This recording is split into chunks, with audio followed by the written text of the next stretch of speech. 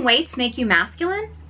Hello everyone, I'm Sarah from Everyday Starlet. Welcome to my channel. I make videos to inspire you to be the star of your own life. I want to talk about some common myths about masculine and feminine energies and fitness and clear up some confusion. Now, if you're new to my content and don't know what I mean by masculine and feminine energies, I have tons of videos where I dive into those energies much deeper than I'm going to in this video. In fact, I actually just did a breakdown of the masculine and feminine energies in Rocky and Rocky 2, and because I was basically breaking down one of the most iconic fitness movies of all time, I was inspired to talk more about some common myths about masculine and feminine energies and fitness. Before I get into the myths, I want to make a few notes. First of all, if you don't know what I mean by masculine and feminine energies, because maybe you're new to my content, welcome.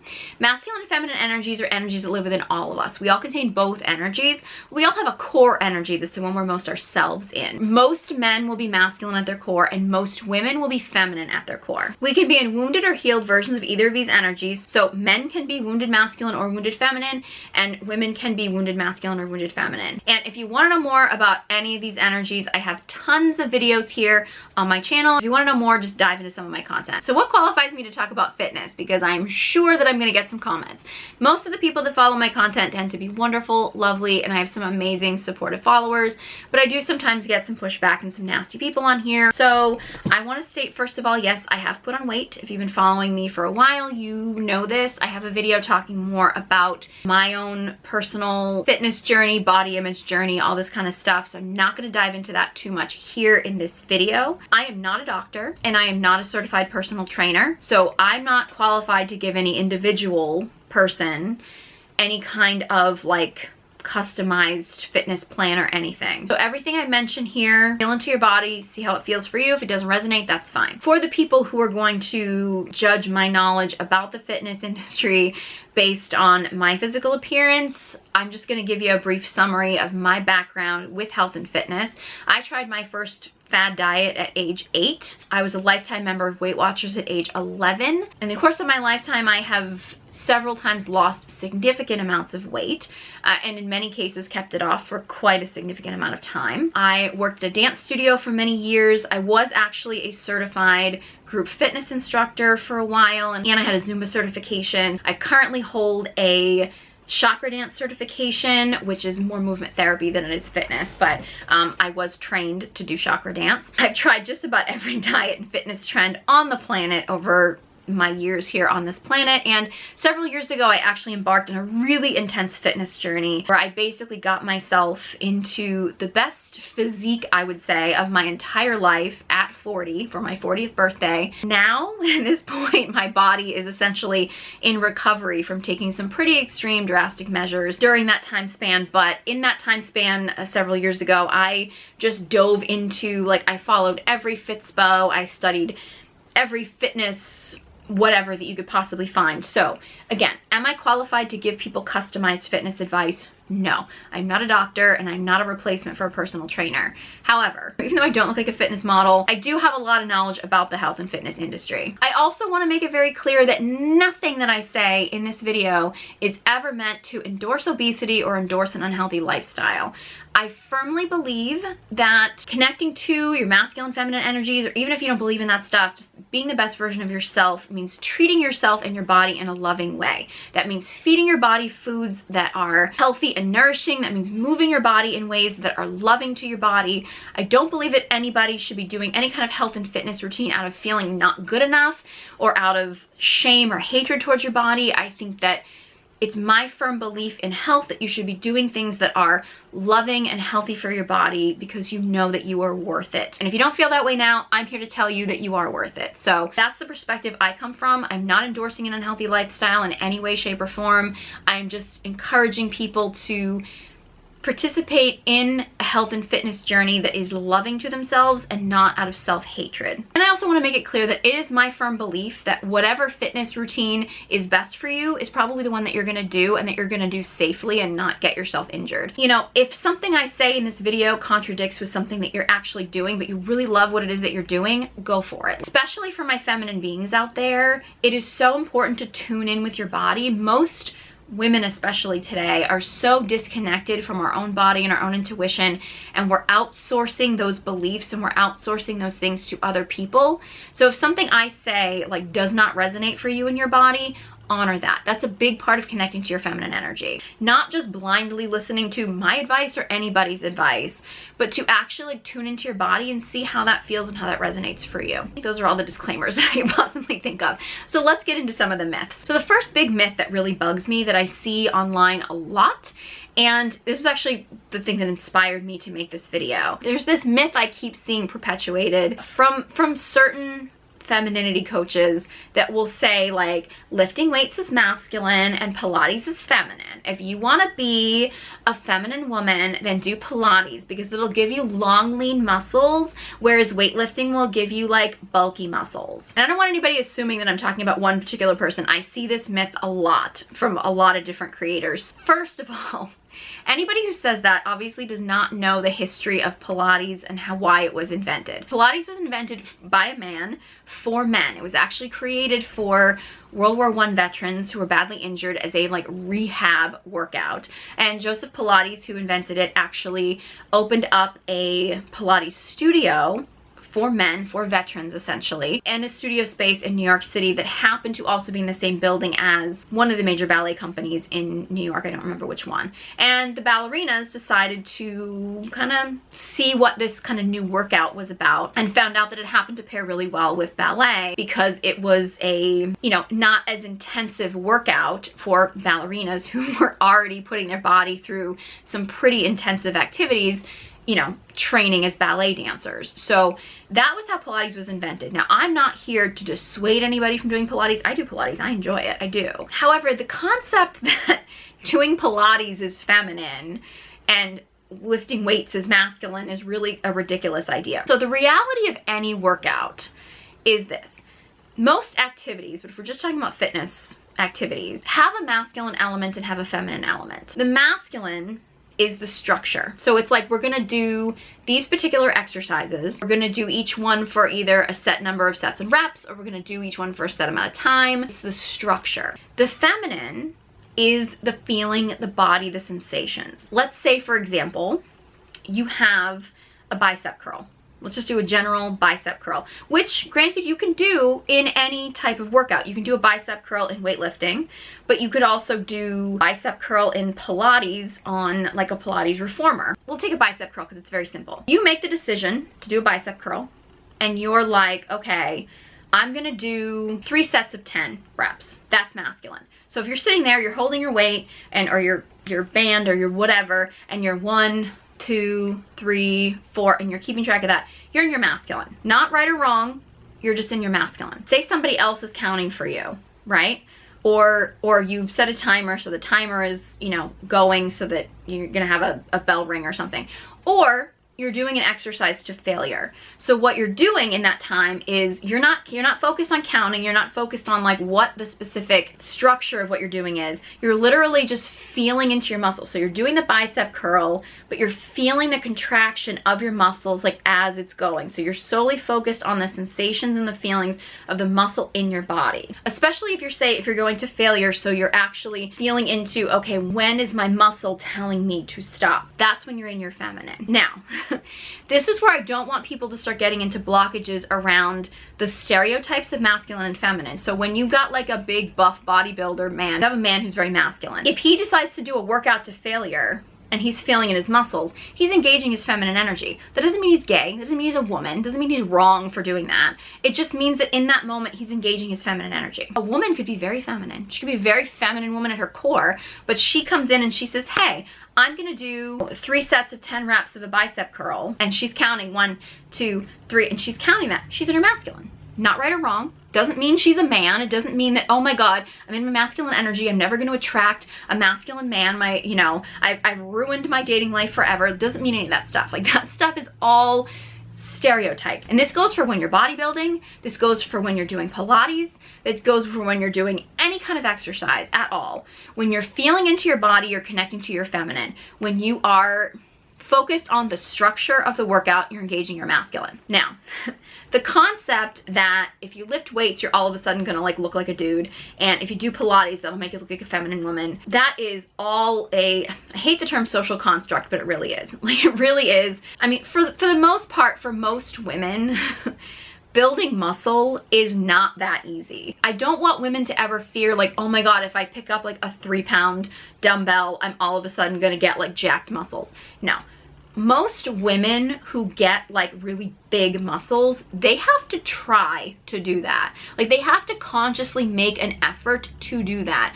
And it's also not a permanent thing. So if you as a woman, I don't want women to fear bodybuilding. Now, if bodybuilding or weightlifting or things like that, if it doesn't resonate for you, I don't want you to feel like you have to do that, right? However, I don't want women to start fearing that because they're all of a sudden afraid that that's gonna make them into a man or something.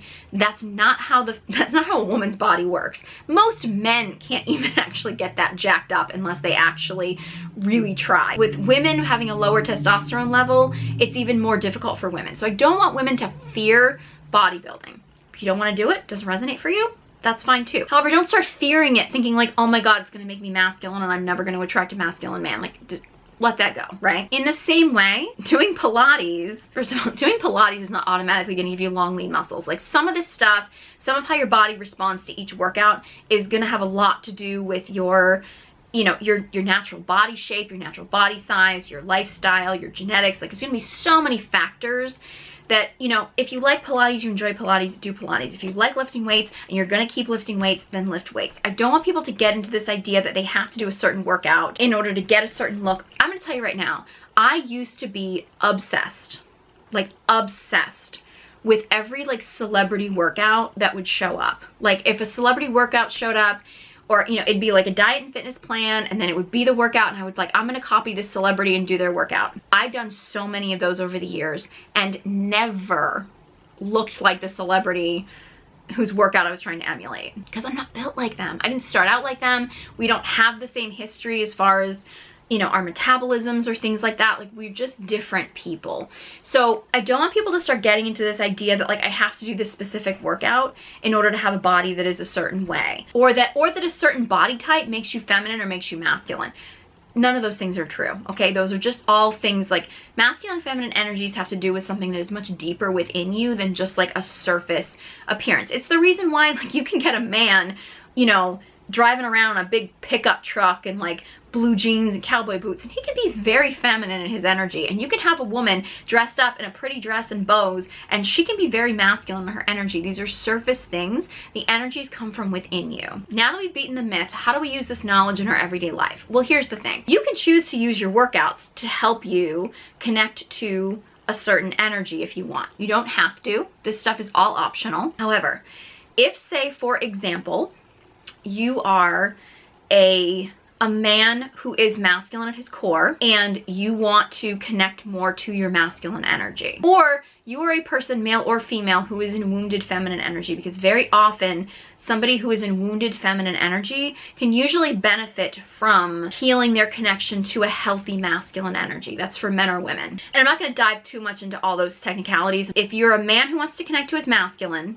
because you're masculine at your core, or you're a male or female that is in very wounded feminine energy, healing your masculine energy and connecting with your masculine energy, if that's a priority for you, you can focus your workouts, if you want to, you can focus your workouts on being more masculine. That means discipline. That means that's the discipline to show up, for one thing, which we kind of all need if we're going to work out, right? Let's be real. It's the discipline. It's creating a structure.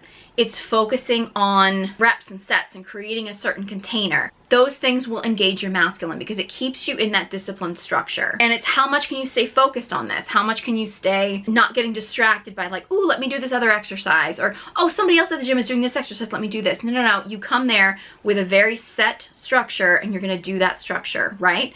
That kind of structure and discipline is going to engage your masculine. There are a few other ways you can actually engage your masculine that I'm going to note. Martial arts is amazing for connecting to your masculine. Competition is masculine. So getting involved in a sports league where you're competing with other people, or even if you're in the gym and you're weightlifting and you have a workout buddy who kind of pushes you to be a little bit better or something like that. Maybe you have a little competition going. Obviously you want to be safe. Those kind of things. Like, those are all going to engage your masculine energy. Things like martial arts or any kind of like self-defense, you know, boxing or things like that.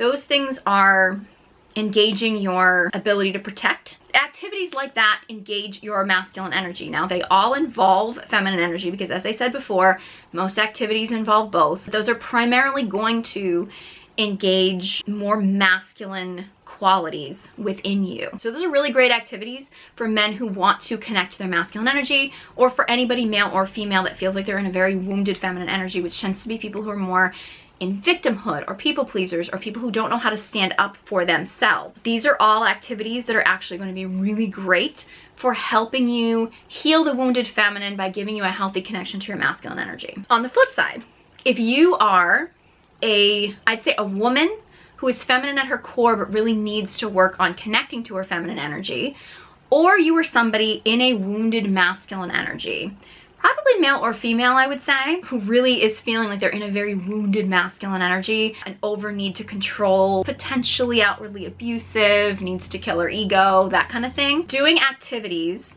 that are going to engage more of your feminine energy. Again, most activities are going to involve both, but more of your feminine energy. So in those situations, like outsourcing to, like, either going to a class where there's an instructor who creates the structure and who tells you what to do and does the counting and or the timing or things like that for you, so that you're engaged in feeling in your body. Hiring a trainer so that they're the ones focused on making the structure of the exercises, doing the counting, things like that. And also focusing on more exercises that involve going to failure, so you're feeling into your muscles and feeling into your body. Again, you do still need some masculine discipline to show up to these things, but these exercises are going to be better engaging your feminine energy. You're going to be feeling into your body more, and this can take you out of your head. Also too, if you've been in your wounded masculine and have trouble letting go of control, letting somebody else have the control where you have to do what you're being told kind of thing. It doesn't mean that being feminine means you have to do what you're told or anything. Obviously, you want to hire somebody to do these things or go to a class or something with somebody that you fully trust. However, that ability to surrender control and not feel like you have to be in micromanaging control of everything, that's gonna kind of take you out of that masculine, like, heady mindset and into more of your feminine feeling in your body. Really anything that takes you out of your mind and into your body. So like ecstatic dance, like structured dance, can lend itself to being a little bit more masculine minded. However, sometimes things like that, like dance, you learn the skills, which is really more of a masculine mindset, but you learn the skills so then you can kind of freestyle, like freestyling dance, ecstatic dance, things like that. Those tend to be much more feminine, right? Or even if you just say, like, put on a music, or you set a timer or something, so you're setting the structure, you're setting the masculine structure, but you're just kind of letting yourself move in that space as to however your body feels. That's connecting more to your feminine. Taking a walk in nature, like running on a treadmill and doing that, like, repetitive motion over and over and over again, that's masculine. Like, usually repetitive motions, because the masculine is more designed to do the same thing over and over and over again. They're much more designed for that kind of mentality, whereas the feminine needs things to be changing, these things to be moving. So going for a walk in nature, connecting to nature, is very feminine, right? So going for a walk in nature, maybe just kind of letting yourself go where you feel like going, and taking a hike or something like that. Be safe, obviously, but just sort of going where things take you, going with your instinct, your intuition, and things like that. Like, that's more connecting to your feminine energy. Now, I say all this, do you have to actually use your workouts to connect to your masculine and feminine energies, or do you have to use your workouts in order to heal your wounded masculine or wounded feminine energies? Absolutely not. This is all just a suggestion, and it's all optional. So if you're a woman and you're feminine at your core and you're working on your feminine energy, but you want to do a really masculine workout, do it. If you're a man and you're very masculine, you want to just go walk in nature and connect to the feminine, and that's what you want to do it. Like, I'm not here to tell anybody to do something or not to do something. These are just suggestions. If you're somebody who wants to use your workout time to connect to your core energies or heal maybe a wounded energy or something, these are just some suggestions. This actually brings me to another myth that I want to negate. Is we have this idea that if a man is going to be masculine, he's got to have a lot of muscles. If a woman is feminine, she's got to have a certain body type. Energies are about energy. It's not about what your physical body looks like. Does a man who has really strong muscles and works out in the gym, is it probably a sign that he's got a lot of discipline? Probably. Is it a sign that he's got a lot of strength and could potentially protect you? Yes. However, not a guarantee. A man can have a lot of muscles and it doesn't necessarily mean that he's masculine. There was a woman actually referred to this, I think this is a little extreme, but she was talking about men who post like muscle, like gym selfies, and how it's repulsive. Repulsive is a strong word. However, when you as a man are at the gym working out, maybe you do a workout and you're like posing in the gym with your muscles and whatever, and you're taking your selfie and your things like that, that's your feminine energy. Not wrong, not wrong. I'm not telling anybody not to do that. However, that's your feminine energy. When you're literally like, you're admiring your body, you're looking at your radiance probably, because you're probably sweating and whatever, like that's your feminine radiance that's coming out. Not telling you not to do it. Not telling you you can't do it. However, that's going to attract a masculine partner. If you're a straight man, you're trying to attract women and you do that, you're probably going to attract a woman who's more in her masculine energy. If you're doing that, you're showing off, you've got your gym selfies, you're this, you're that. If you're trying to attract a feminine partner, that's probably going to repel her. In the same way that if you're a masculine man, you're probably not going to be the most attracted to the woman who is like trying to compete with you for like who can lift the most weights, or she's out there like, she's like, let me bench press this, I can now bench press you, right? Like she's in her masculine energy. You as a man are not going to be as drawn to a woman who is in her masculine energy in that moment. A woman is not going to be as drawn to you when you're in your feminine energy in that moment. Again, you can do what you want to do. I'm not here to tell men like, don't take gym selfies. If you want to take gym selfies, go for it. I just want men to realize that when you do that, you're engaging your feminine energy and you're going to repel a feminine woman in that moment. However, in reality, we get really caught up in these polarities, and I'm not going to dive into this too much because that's not what this video is about, but when we get too caught up in these polarities and we get caught up in like, okay, if a man does this, he's in his feminine so that he's gonna repel a feminine woman. Or if a woman does this, she's in her masculine, so she's gonna repel a masculine man. We don't all have to live our life just to attract another person. We don't. I mean, you can do something in your life that you enjoy that might be outside of the energy that you need to be in order to attract a partner. If you're a man and you want to do something that engages your feminine energy because it feels good for you and that's what you want to do, and provided that it's healthy, you know, you're not doing something destructive or something like that, just not necessarily going to be attracting a feminine partner in that moment, that's okay. And for women, I don't want women to get caught up in this like, oh my god, I was in my masculine, like if I do this one thing that engages my masculine energy, like no man will ever be attracted to me. Like it's not like that, right? Like these energies are a moment to moment thing. So I don't want people to start living in fear of like, oh no, I did something that engaged the opposite energy, I'm gonna kill the polarity in my relationships or in future relationships or in my life or anything like that. Like these masculine and feminine energy dynamics, at least the way I present them, I want people to understand them so they can enhance their life, but I don't want them to live in fear of, you know, whether or not they're in them or not. Because especially when you're first learning about these things, I know sometimes you can kind of get like, oh, am I doing this right? Am I not doing this right? For women especially, if you start getting caught up in that, like, am I doing this right? Am I not doing this right? You're in your head and you're defeating the whole purpose of being in your feminine anyway. We all could use less pressure on ourselves, especially women who have been in their masculine, who are trying to connect to their feminine. Take some of the pressure off yourself. Like, don't feel like you have to do this perfectly or you have to live your entire life sexually polarizing a person in the opposite energy. Like, take some of the pressure off yourself, please. Okay, so another myth that I want to talk about, this is going to be a little controversial. So this is something that I see going around in the like alpha male podcast idea, which is a very conflicting message that I want to clear up, right? So I hear a lot of men in sort of alpha male community that talk about how a quote unquote high value man, I think we all have very different definitions of what a high value man is, but a high value man or a man that has money or a man that's successful is not going to want a woman who's successful. He doesn't want a woman who makes money. He doesn't want a woman who has success, because the theory is because a woman who has that success or makes that money has to engage masculine qualities within themselves in order to be successful, and those masculine qualities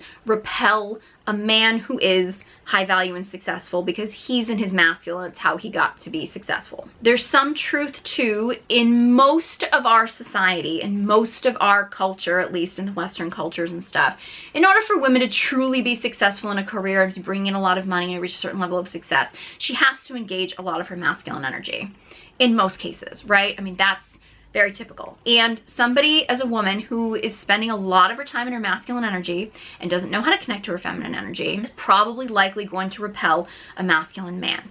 However, this is where the hypocrisy comes in. Many of these same men will argue women should be prioritizing their fitness or their body or sculpting their body in a certain way or having their body look a certain way because that's going to appeal to a man, because men are more visual and a woman needs to look a certain way and have a certain body type, have a certain low level of body fat, fit into a certain societal beauty standard in order to attract a high value man. These men want a woman who is going to work out, she's in the gym, she's lifting weights, certain diet plans, she doesn't overeat, she's very in control over food and what she eats and things like that. Now, most women naturally, hate to break it to you, most women naturally are not fitness models. Most women naturally have a certain level of body fat on them.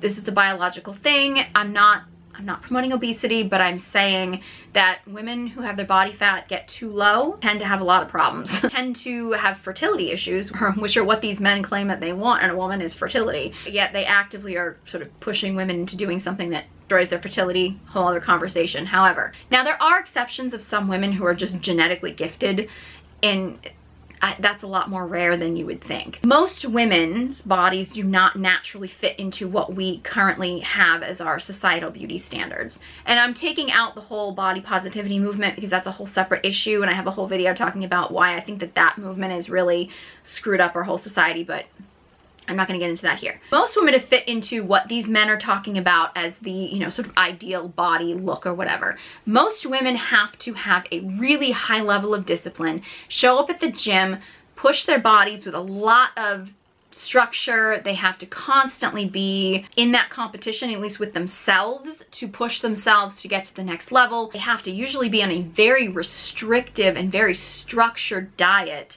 so that they keep themselves looking a certain way that fits into a societal beauty standard. All of those things, that structure, that discipline, all of those things that these men want a woman to have to keep their body a certain way are the same qualities that a woman would have who would be successful and high-powered and make a lot of money in business. They're the same qualities, or the exact same masculine qualities. So it's pretty hypocritical of these certain groups of men to say they want a woman who has the masculine discipline to keep her body looking a certain way, for him probably. They don't want her to be successful because it's those same qualities that they're not attracted to when she has success and money. So what they're actually saying is that they're not unattracted to her masculine energy. They're actually not attracted to her masculine energy when it makes them feel inferior. They're only attracted to her masculine energy when it actually benefits them in some way. That's the problem. Now, this is not most men. This is a select group of very loud men on the internet that have this sort of ridiculous, like, alpha male, high value man ideal, right? In reality, most masculine men are going to be attracted to feminine women. Most feminine women are going to be attracted to masculine men. The masculine and the feminine attract to each other. The masculine repel, the feminine repel. That's just basic polarity. If you as a woman are getting involved with a man and he expects you to have a certain body type or a certain look or something like that, get rid of him. I don't care. I don't care if you have that body type. I don't care if that's the body type you want. I don't care if you hope for the rest of your life that you have that body type. If he is with you solely because you have a certain body type, he does not love you for who you are. Women's bodies were designed to change. And I want to take this slightly out of the energies right now, and I want to take this a little bit more into male-female physiology. Most fitness research is done on men. So most of the fitness research out there, it might apply to women, it might not, we don't really know.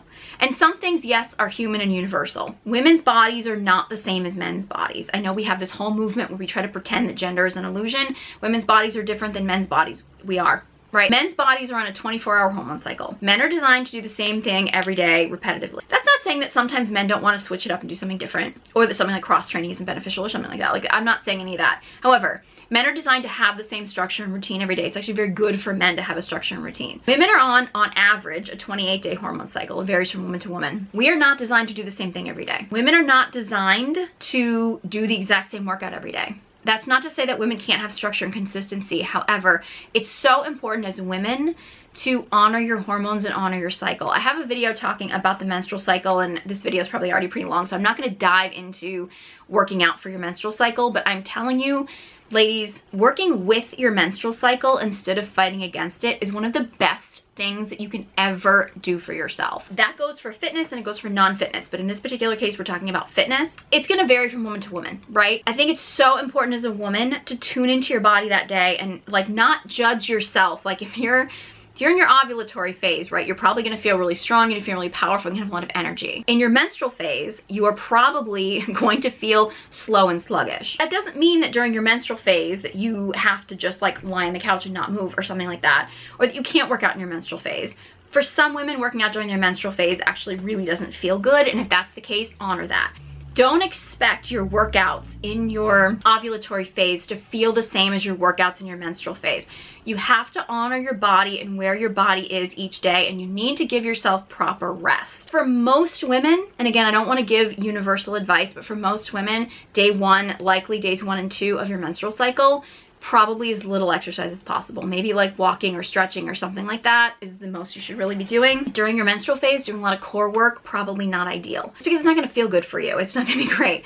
During your like ovulatory phase, your follicular phase, things like that, I have a whole video going into much more stuff about the cycles, but like that's probably when you have a lot more energy. You can do a lot more. Honor that, right? And don't fight against it, work with it. Like that's gonna be the key. As women, we need to give ourselves a little bit of permission to not feel like we have to be just like men. You know, the idea that as women we're supposed to show up in the gym every day and do things in the same repetitive way as a man, it's actually detrimental to our fitness progress and our health in general. One interesting thing that I learned when I was studying about the masculine and feminine energies that makes a lot of sense, but I never thought of it before. As much as men were designed to sort of spread their seed, which they love to use that argument as to why men are sexually promiscuous, there is a masculine urge in men to spread their seed. However, as I've talked about in other videos, if a man is a slave to that biological urge, he's not trustable, but that's a whole other topic. Women have the same biological urge to eat as much food as possible when it's available to them. Because in prehistoric times, like back in the day when,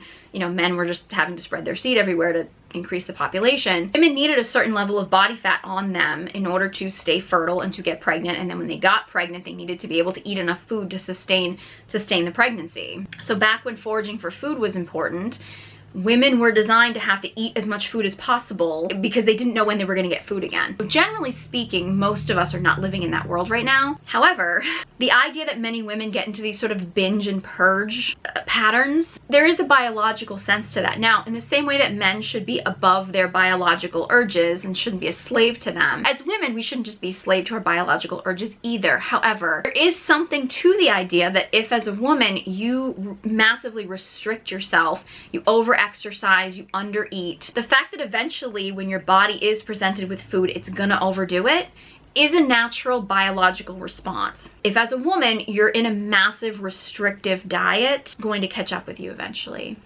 I can tell you that from my own personal experience. As women, we're designed to eat nutritious food and we're designed to eat enough calories to sustain ourselves. That's one of the big myths, actually. It didn't really mention it in the bodybuilding thing, but I've seen a lot of people that talk about the reason why bodybuilding is masculine is because women lose their menstrual cycles when they're bodybuilders. Gaining the muscle in bodybuilding is not what makes a woman lose her menstrual cycle. You can gain as much muscle as you want as a woman, provided that you're not doing it chemically, provided that you're doing it like, you know, just from lifting weights and you're being strong or whatever it is, you're working out, you're building muscle. That's not gonna cause you to lose your menstrual cycle. Women lose their menstrual cycles when their body fat gets too low, that their body essentially goes into survival mode.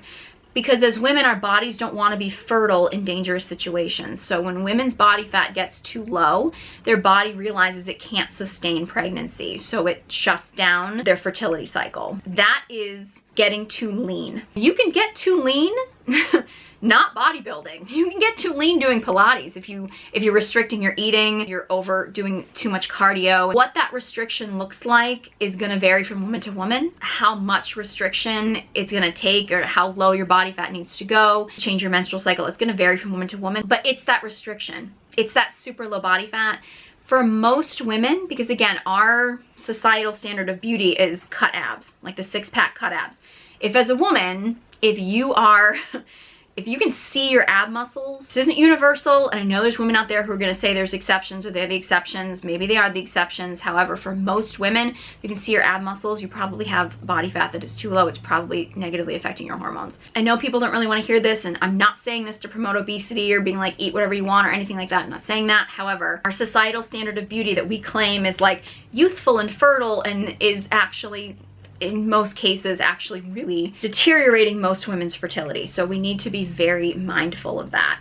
In the same way that, like, look, we think that, like, oh, if a woman has big boobs, she's more fertile. If a woman has fake boobs, it's probably actually hindering her fertility. So, you know, we have to be really careful about some of this stuff. There's so much stuff out there, medications, surgeries, just regular beauty products in general that are massively destroying a lot of, you know, women's bodies, women's hormones, women's fertility. I mean, that's a whole other rant that I could go on, but yeah, these are just some really important myths that I want us to really break down, because again, we have this societal standard of what women are supposed to look like, women's bodies are supposed to look like, what we consider society-wise is to be feminine. I would go so far as to say, look, if you're a man and you're looking for a woman that has like a rock hard body and super lean, low body fat, which is really something that is more of a, you know, men are designed to be able to build muscle easier. They're designed to have lower body fat because men were designed essentially to be going out and hunting, whereas women were designed to have a certain layer, not a ton here, but I'm talking about a certain layer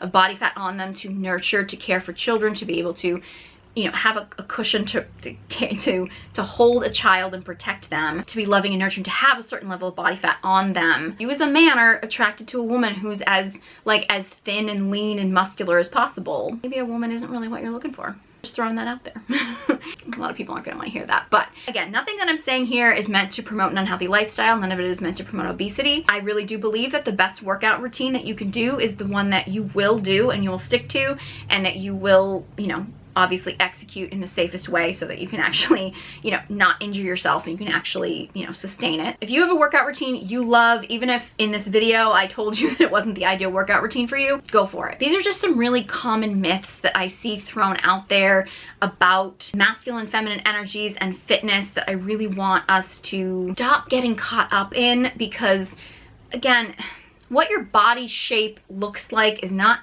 determine the energy that you're in. And most workouts, most exercise routines are going to involve some masculine and some feminine. You know, you can choose your workouts to enhance either energy if you want to, but I don't want you to get caught up in making your body look a certain way, trying to fit some ridiculous mold that society has told you that you have to look like. Honestly, like I said in the beginning, feed your body foods that are nutritious and show your body love and support, and move your body in ways that are loving and, you know, healthy for your body.